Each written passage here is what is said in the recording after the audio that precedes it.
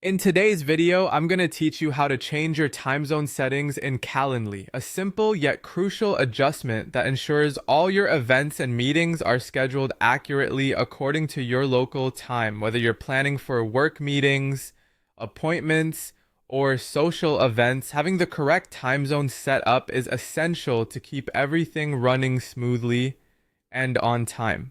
So let's dive right in and take a closer look at how you can manage your time zone settings in just a few easy steps.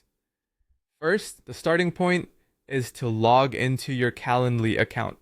If you haven't logged in yet, go ahead and enter your credentials to access the dashboard.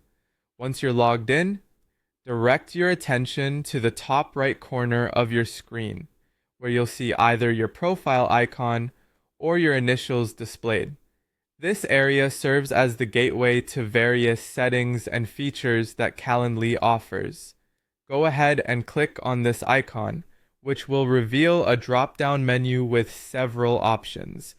From this menu, you'll want to select All Settings.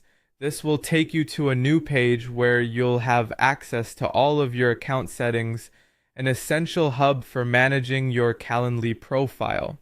Now, once you're in the settings area, you'll notice various tabs along the side or at the top of the page. What you're going to do here is click on the Profile tab. This section is specifically designed to help you manage personal preferences related to your account, including your time zone, email notifications, and more. Navigating to the Profile tab will allow you to make adjustments that ensure your calendar reflects your accurate availability. As you scroll down through the profile settings, keep an eye out for a section labeled Time Zone. This is the vital area where you'll make your adjustments. It's usually located somewhere in the middle of the page, but if you don't see it right away, continue scrolling down gently until you find it. Within this section, you should see a drop-down menu. When you click on this drop-down, a list of time zones will appear for you to choose from. Now, here comes the straightforward part.